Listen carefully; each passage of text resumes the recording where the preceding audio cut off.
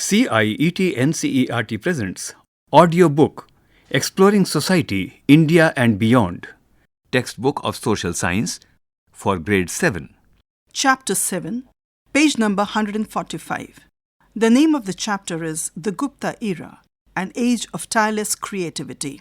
Here is an excerpt written by Kalidasa in his epic Sanskrit poem Raghuvansham. Neither force nor mere diplomacy can eliminate evil, nor is righteousness upheld by flattery alone. It is wisdom and knowledge that truly strengthen a kingdom, not indulges in luxuries. There is a figure given, 7.1, which manifests landscape of Ajanta caves dating from the 2nd century BCE to about 480 CE. In this chapter, there will be many big questions answered in this chapter. Question 1. Who were the Guptas? Why is the Gupta period sometimes called the classical age in Indian history? Second, what was happening in the rest of the subcontinent at this time? Third, who were some great figures of this period and why do their stories matter today? On the right bottom side of the page, there is a QR code given. Scanning the code will take you to the additional resources about this chapter. Page 146, figure 7.2. There is a map given which is revealing the expanse of the empires and kingdoms during the period of 3rd to 6th century BC. This map shows the Gupta Empire was the most powerful and flourished from the 3rd to the 6th century BC with its capital at Patliputra, which is present-day Patna. It also shows the Vakatakas ruled in the central part of the subcontinent with their capital at Nandivardhana, near present-day Nagpur.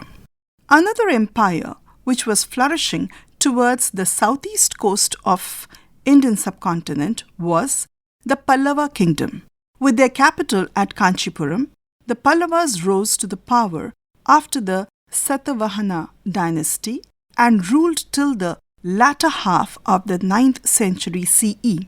Another kingdom was Kamarupa kingdom, which was flourishing in the northeast part of India.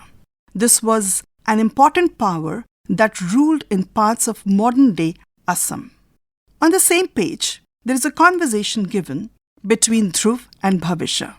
Dhruv and Bhavisha had just returned from their journey to the Pandya kingdom. They had seen the splendid markets, taken a short trip on a ship, and met some Roman traders buying pearls. Now they were itching to use Itihasa again and jump a few centuries. What would that be like? They wondered. Will the cities be the same? What about the people and society? Would they have changed? What kind of governance would they have? Would there be new literature, new art? They could not wait to find out and were soon whisked away to page 147. Bhavisha, my head is spinning. There are so many kingdoms and empires. How am I ever going to remember all of this? Dhruv replies, do not worry, Bhavisha. Let us understand what is happening and we'll remember it. Bhavisha responds, is there anything in this period that we can see back home? Dhruv replies, let us use a time machine and find out. Bhavisha activates Itihasa and they jump to Mehroli in Delhi, where the famous iron pillar of Delhi stands. They overhear a tour guide nearby who is explaining the significance of this pillar. On this page, there is a picture of the iron pillar, which is in Mehroli, Delhi. Now, tour guide is explaining about this iron pillar. The tour guide. This iron pillar of Delhi is over 1,600 years old and still stands tall without rusting. It is a testament to the advanced metallurgical skills of ancient India. Bhavisha says, 1,600 years old and not rusting. Let us go and see it. Bhavisha, look, is this the famous iron pillar? Dhruv, oh wow, there is something written on it. but I cannot read it. Bhavishya. I wonder who made this and why. Let's hear what the guide uncle has to say about this. Page number 148. The tour guide. 6-ton pillar was erected during the reign of Chandragupta II, a ruler of the Gupta dynasty. It was probably erected first in the front of Udayagiri caves, that is in Madhya Pradesh, and brought to Delhi a few centuries later. It was decided to Vishnu, and its inscriptions celebrate the king's achievements. Both together, they say, that is so fascinating. We would love to learn more about this king and his empire. Let us begin this exciting journey into the history of the Gupta Empire. Don't miss out. Picture leaving a bicycle out in the rain for just 1 year. It would soon show signs of rust. Yet this ancient pillar, standing under the open sky for centuries, remains unaltered. Scientists have tried to uncover its secret, and they believe it is because a unique thin layer, created by the special iron used, and oxygen from the air, forms on the surface of the iron, protecting it from corrosion. A new power emerges. By the 3rd century CE, the Kushana Empire, which spread over the north and northwest of the subcontinent, started to weaken. New kingdoms emerged, setting the stage for a fresh period of consolidation, and the new actor on this stage was the Gupta dynasty. There are various theories on the origin of the Guptas. However, it is widely believed that they emerged in a region near present-day Uttar Pradesh as regional rulers. Over time, they rose to prominence and established a powerful empire. The Gupta period is considered remarkable in Indian history and is marked by significant developments in many areas. The fields of art, architecture, literature, and science flourished particularly during the period of Chandragupta II, and that legacy continues even today. Page 149. The inscription on the iron pillar in Delhi speaks of a king named Chandra, who has been identified with Chandragupta II, not to be confused with Chandragupta Maurya from the Maurya dynasty, whom we met earlier. Chandragupta II, also known as Vikramaditya, was one of the renowned rulers of the Gupta dynasty. He was a devotee of Vishnu, and his mount Vahana, Garuna, often appears on many inscriptions. There's a box, don't miss out. It says, have you noticed the 2 in Chandragupta II's name? Historians added this number because there was another Chandragupta before him, his grandfather. This tradition of naming the first son after his grandfather is followed by some Indian families even today. Chandragupta I, as he is referred to, played a crucial role in the early expansion of the Gupta Empire. He is remembered for his coins and strategic alliances, which helped him consolidate his power and lay the foundation for a strong empire. On the middle of the page, there's a figure given of a gold coin, figure 7.4, gold coin featuring King Chandragupta I, with his queen Kumaradevi on one side, and on the reverse side of the coin, a seated goddess identified as Lakshmi. The warrior king. The Prayaga Prashastri, a pillar inscription in Prayagraj, praises the achievements of Samudragupta, Chandragupta II's father. According to the author of the inscription, the court poet Harisena, the king's ambition was to be Dharani Bandha, or to unify the earth. To this end, he fought many wars, defeating, page number 150, kings taking over their kingdoms and expanding their empire. Many defeated kings were reinstated and offered tribute to Samudragupta, while others, fearing his might, submitted without protest. On the left top corner of this page, there's a figure given, figure 7.5, which features an inscription by Harisena. Harisena also wrote about how the kingdom supported art, learning, and trade, making his kingdom rich and successful. Samudragupta himself is portrayed as a veena player in one of the coins he minted. Think about it. There's a box information given in the center of the page. Why do you think kings choose to proclaim their achievements in the form of inscriptions? And this figure 7.6 features a seated Samudragupta playing the veena. On the reverse side, Goddess Lakshmi. There's a box information given. Let's remember, ambitious kings sometimes performed the Ashwamedha Yajna to build mighty empires and leave a legacy for the future. Such a significant event was commemorated by minting special coins like the one given in figure 7.7. Page 151. Figure 7.7, which is given on the top of the page. This coin depicts the sacrificial horse of the Ashwamedha Yajna. The reverse depicts the queen holding a chauri, that is, a fly whisk.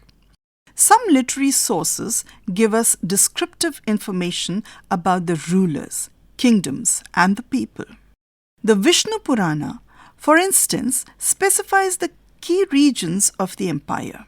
The Gupta dynasty will rule over Anuganga, the middle Gangetic basin, Prayaga, present-day Prayagraj, Saketa, that is Ayodhya, and Magadha, that is approximately Bihar, and all the surrounding regions. But at its peak, the Gupta Empire covered a larger area than this. Most of the present-day North and West India, along with parts of Central and East India. There's a box information given. Let us explore. In the Grade 6 chapter, Timeline and Sources of History, we listed multiple sources that help us understand the past. Compile a list of sources we have referred to so far in the chapter. What did we learn from each source? Imagine what it would have entailed to move a whole army of soldiers, elephants, horses, cooks, and other support staff, as well as the supplies to feed them all. Clearly, the tributary kings must have been asked to provide for these. The box information. Let us explore. Take a political map of India and locate the present-day states and union territories where the Guptas ruled, which is given in figure 7.8. Identify these states on the map. Then compare your findings with your friends to see if everyone got the same number or discovered something different. Page 152. On this page, there is a map given, which depicts the Gupta Empire's extent. Figure 7.8. The Gupta Empire's extent. Note that the Vakatakas were the allies of the Guptas. The Guptas claimed to have conquered parts of the east coast down to the Pallavas, whom they may have briefly subdued. Page 153. A traveller's account of Indian society in the Gupta age.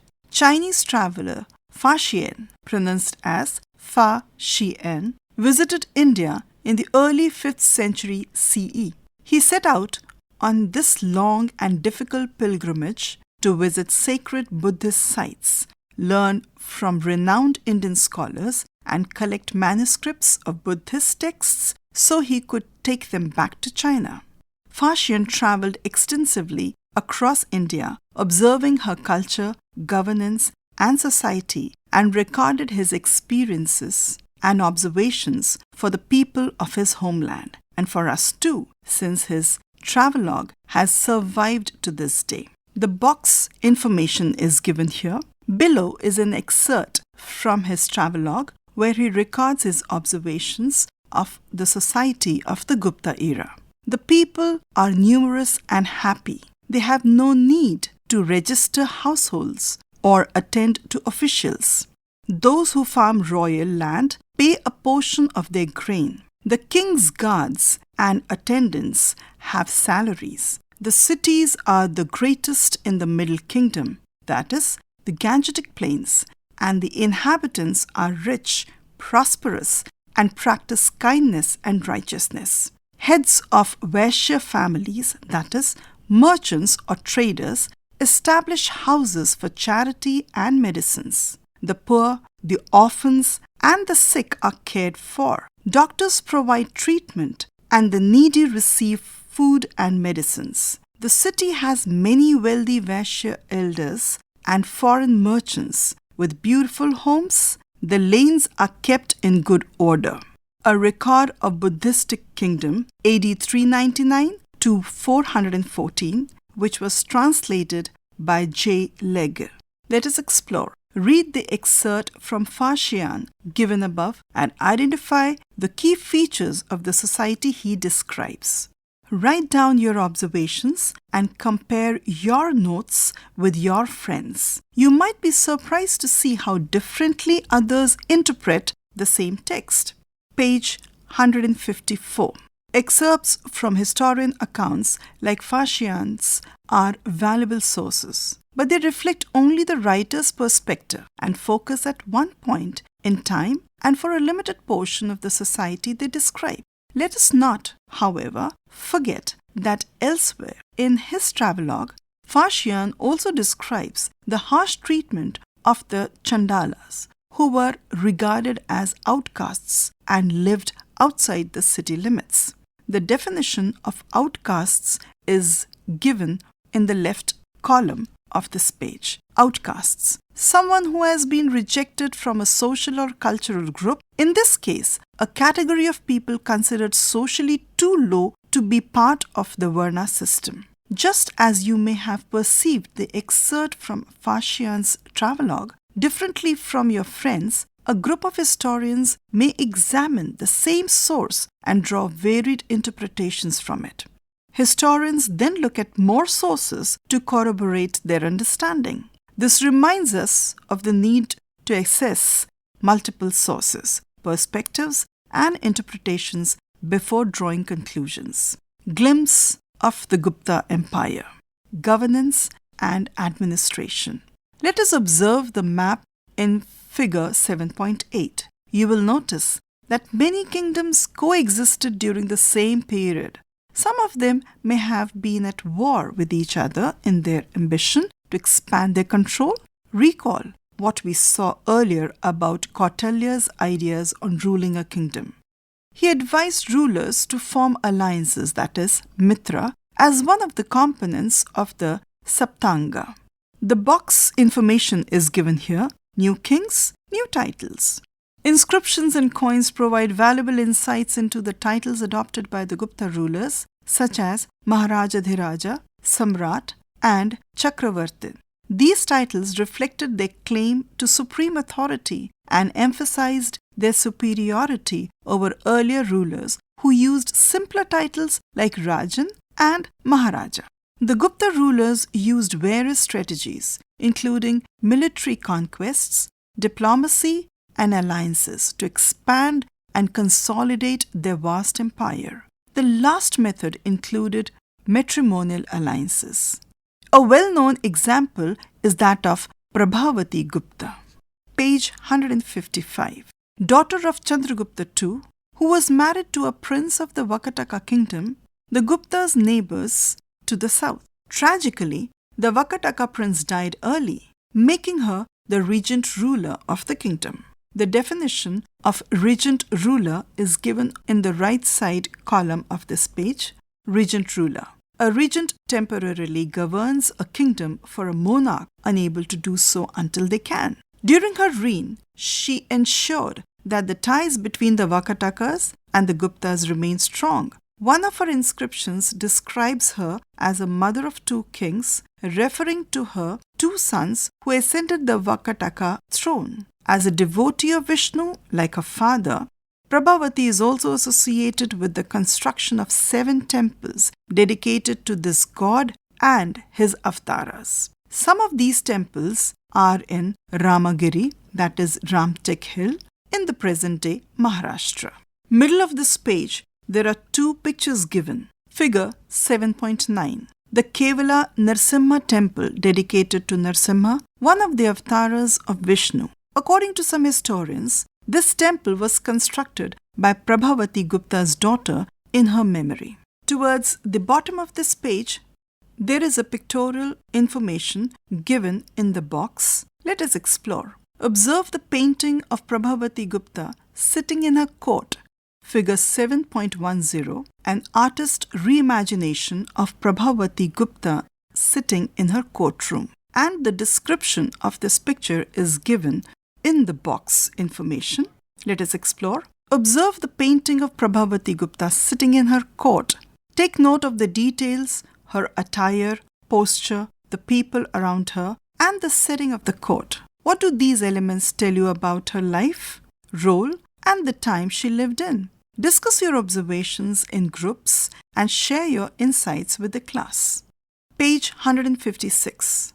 The Gupta Empire had a well-organized system of administration. Instead of controlling everything from a central authority, they divided the empire into provinces and granted land to local rulers, priests, and chieftains. These land grants were carefully inscribed on copper plates to keep accurate records, many of which have been discovered by archaeologists in recent times. The system helped ensure proper tax collection and allowed the Gupta rulers to govern efficiently while still giving local leaders some control over their regions. The thriving trade. The primary source of revenue of the Guptas was land tax. Other sources included fines, taxes on mines, irrigation, trade, and crafts. The revenue was used for administration, maintaining the army, building temples and infrastructure, and supporting scholars and artists. As we see once again, for such an empire to sustain itself, it had to promote a vibrant internal and external trade. In the Gupta era, India traded with the Mediterranean world, Southeast Asia, and China, exporting textiles, spices, ivory, and gemstones. The Indian Ocean Trade Network connected Indian ports to distant markets. One significant stop on the way of the Mediterranean markets was Socotra Island, strategically located in the Arabian Sea. Archaeological evidence such as pottery, inscriptions in the Brahmi script, and designs such as Buddhist stupa has established the presence of Indian traders there over several centuries, apart from traders from Egypt, Arabia, Rome, and Greece. This small island carries evidence of the rich cultural exchanges that trade promoted in the Indian Ocean. New ideas and wonders, the classical age. As we saw, Gupta rulers were devout followers of Vishnu. This is often reflected in their coins and inscriptions. However, they also supported other traditions and schools of thought. They patronized Buddhist institutions, including the renowned Nalanda University and several other Buddhist viharas, that is, monasteries. Their approach was inclusive and open. We will explore these institutions further in higher grades. Page 157. There is a picture given featuring the remains of Nalanda University. This is figure 7.11. Indeed, the prolonged period of peace and stability during the Gupta period promoted notable achievements in various fields, leading some historians to label this period with classical age of India. It was also the time when knowledge from previous eras was consolidated and compiled into numerous texts. Sanskrit literature flourished, with Kalidasa's work and many major Puranas. Aryabhat and Varamhira recorded major achievements in mathematics and astronomy, while medical texts compiled and refined medical theories and practices. Metallurgy also progressed, as we saw with the rust-resistant iron pillar. This stability strengthened the economy, allowing the state to support scholar artists and scientists, leading to cultural and intellectual growth. Chandragupta too kept himself surrounded by many learned men, poets and artists, and his patronage of such diverse talent enriched his court greatly. Let us take a look at some of the remarkable figures of this period. Towards the right bottom of this page, a figure is given, figure 7.1. 2 features Chandragupta II goes to war, an artist's imagination from the 1920s. Page 158. On this page, there is a scroll given with a picture as figure 7.13. Let us unveil what is written in this scroll. Aryabhatta, he lived in Kusumapura, nearest present-day Patna, a famous center of learning around 500 CE, and authored a short treatise of mathematics and astronomy called Aryabhatiya. He gave formulas to calculate the motions of the sun, the moon, and the planets, and proposed that the earth spins on its axis, which explains the alternation of day and night. He gave the length of the year as 365 days, 6 hours, 12 minutes and 30 seconds, just a few minutes off from the modern value, that is 365 days, 5 hours, 48 minutes and 45 seconds. Aryabhatta also provided a fair estimate of the size of the earth and a correct explanation for solar and lunar eclipses. His work became the foundation for further scientific advances in India and beyond. In mathematics, Aryabhatta described a number of techniques of calculation and equation solving, some of which you learn at school without knowing that they were first formulated 1500 years ago. Varamhira. He was a mathematician, astronomer, and astrologer from the same period. He lived in Ujjaini, a city famous for its tradition of learning and scholarship. His encyclopedic work, Brihat Samhita, covered a wide range of subjects from astronomy and astrology to weather forecasting, architecture, town planning, and even farming. His ability to observe the world, apply logical reasoning, and combine it with traditional knowledge made him a pioneer of science. There is a picture given, figure 7.13, where Aryabhatta is teaching about the planets and space to a student. Page 159. There's a box information given. Let us explore. Let's join Bhavisha and Dhruv with their time machine in the time of the Guptas. You are getting an opportunity to meet Aryabhatta and Varamhira. What would you ask them? Divide the class into 2 groups and create a series of questions for an interview with them. There is a depiction of a scene from Meghadutam, figure 7.14, the Yaksha's message to the clouds, a scene from Meghadutam. Kalidasa. Little is known about Kalidasa's life. Legends suggest that he was once ridiculed by others, which motivated him to work hard and transform his life. And he is renowned for his contributions to Sanskrit literature and exquisitely refined poetry. One of his celebrated compositions is Meghadutam, or the Cloud Messenger. It tells the story of Yaksha, minor deity, who, after being banished from his home by his master, sends a message to his beloved through a passing cloud. Apart from the many emotions of love, the poem describes in great detail the landscapes and weather of North India on its journey to the beloved. Page 160. The page starts with the box information. Don't miss out. Did you know that Ayurveda got codified during the Gupta period? This Indian traditional system of medicine has much older roots going back several centuries BCE. The definition for the word codified is given in the left column of this page, and it reads, arranged or written in an organized and systematic way.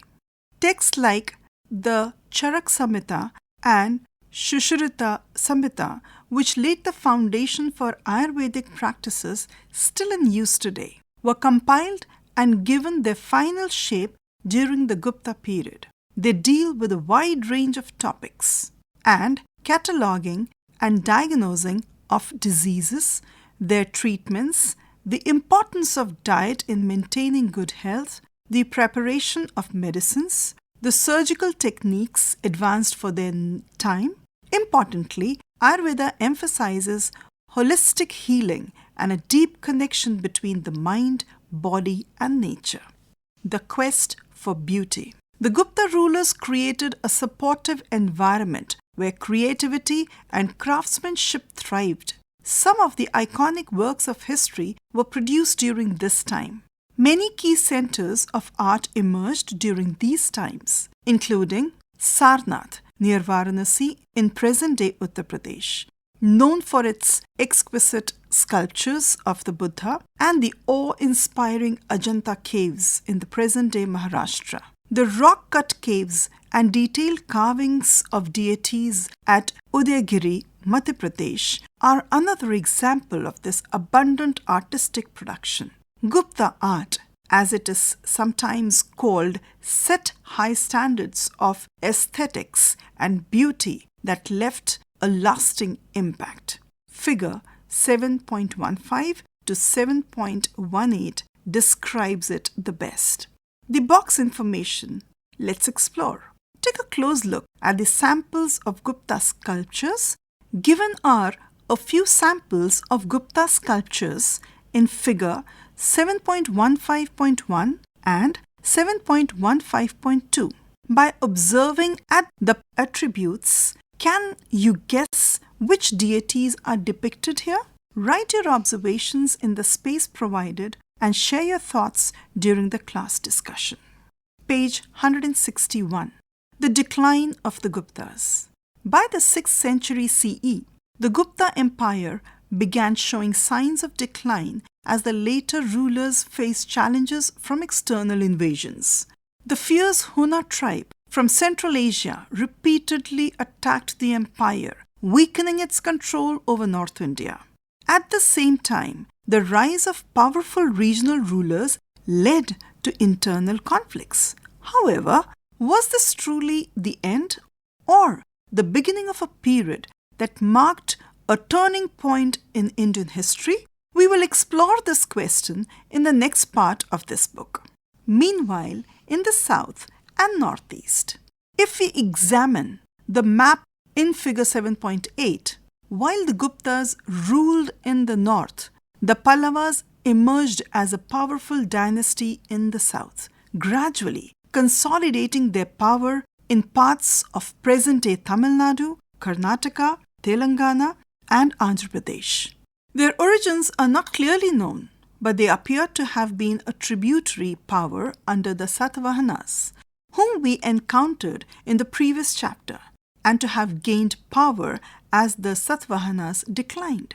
The Pallavas were also great patrons of art and architecture. Most of them were devotees of Shiva and are credited with constructing magnificent temples and rock-cut caves, some of which we will visit when we explore classical Indian architecture. The capital of the Pallavas, Kanchipuram, in present-day Tamil Nadu, often known as the city of 1,000 temples, developed as one of the major centers of learning in the south. The establishment of Ghatikas, centers of learning that emerged during the reign of Satavahanas, fostered an environment for education and intellectual growth. In the northeastern region, the Kamarupa kingdom, ruled by the Varman dynasty, extended over the Brahmaputra valley, broadly present-day Assam, and northern parts of present-day Bengal and Bangladesh. An ancient name for the Brahmaputra Valley of Assam is Pragjyotisha, mentioned in the Ramayana and Mahabharata. The latter text mentions Bhagadatta, king of page 162. There are a set of pictures presenting the various aspects of Gupta art.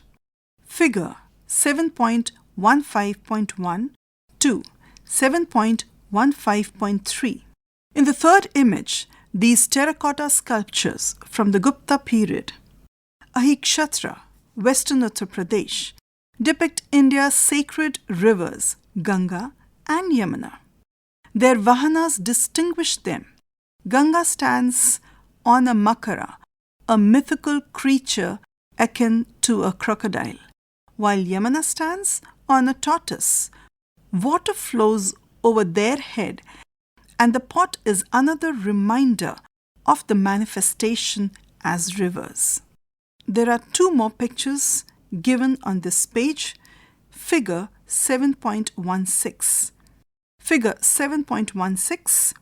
The picture on the left is of Deoghar, which is in Uttar Pradesh.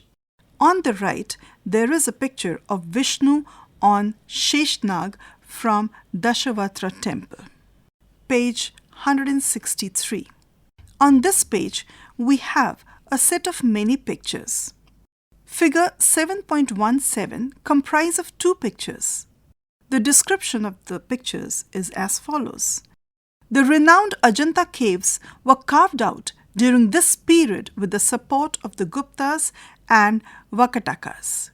On the left side, an elaborate cave replicating a temple with a central stupa from which a seated Buddha emerges.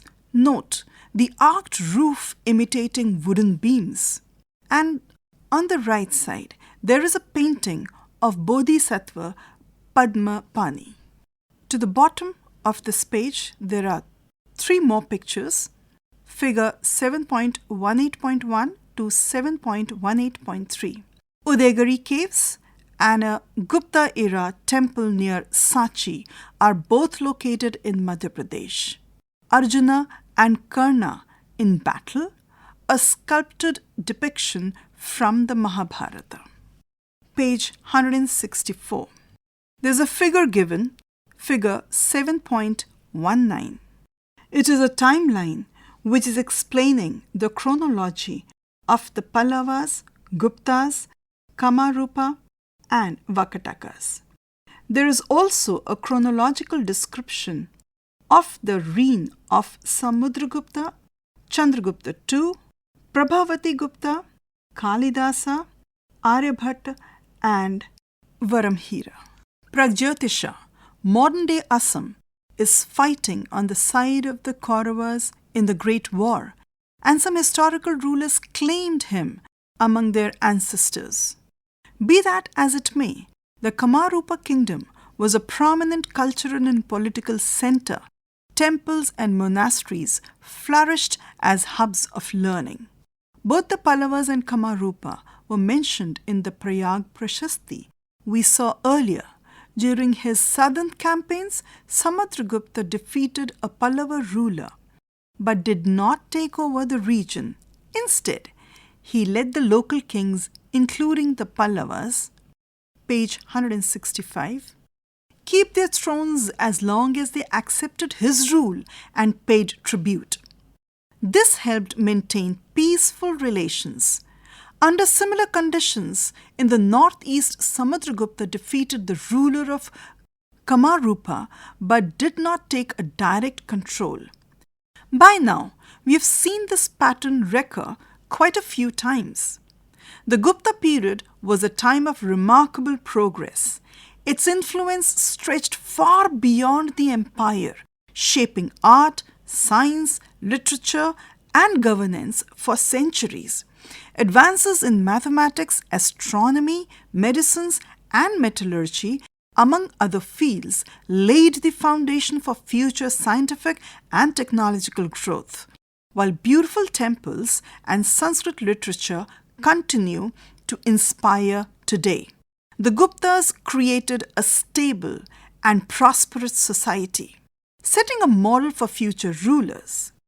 Their legacy is still alive in India's culture, traditions, and way of life, marking this era as one of the high points in Indian history.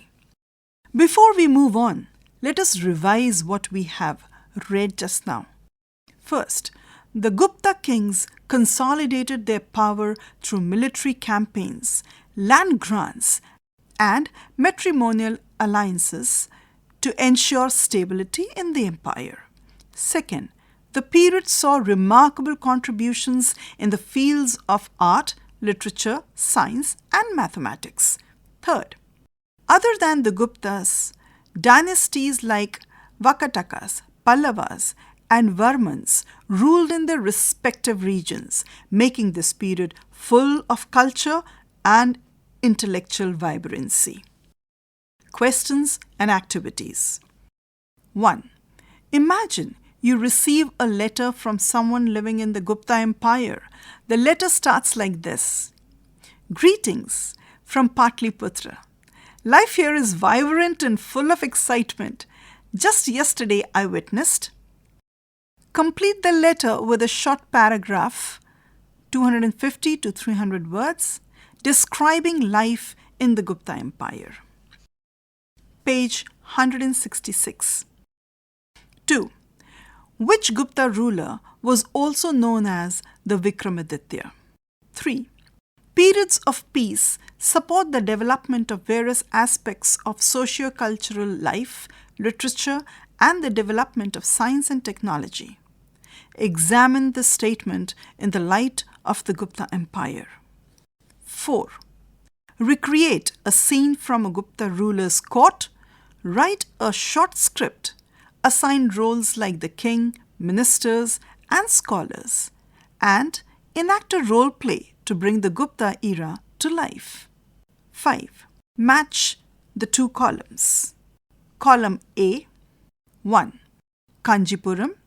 2. Ujjaini. 3. Udaygiri. 4. Ajanta. 5. Patliputra. Column B. A. Known for vibrant cave paintings that depict the Jatak tales. B. Famous for rock-cut caves featuring intricate carvings of Hindu deities, especially Vishnu. C. Capital of the Guptas. D. Known as a city of 1,000 temples. E. A prominent center of learning in ancient India. There are two columns, column A and column B. Match the correct pair. 6. Who were the Pallavas and where did they rule? 7. Organize an exploration trip with your teachers to a nearby historical site, museum, or heritage building. After the trip, write a detailed report describing your experience.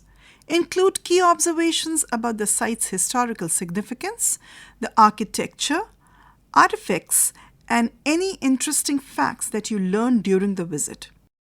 Reflect on how the trip enhanced your understanding of history. Chapter 7 ends here. Exploring Society, India and Beyond. You were just listening to this audiobook. Textbook of Social Science for Grade 7. Narration Shiva Mal. Sound recordist Virendra Rawat. Production assistant Surendra Kumar. Directed and produced by Vimalesh Chaudhary. This audiobook was brought to you by CIET NCERT, New Delhi, India.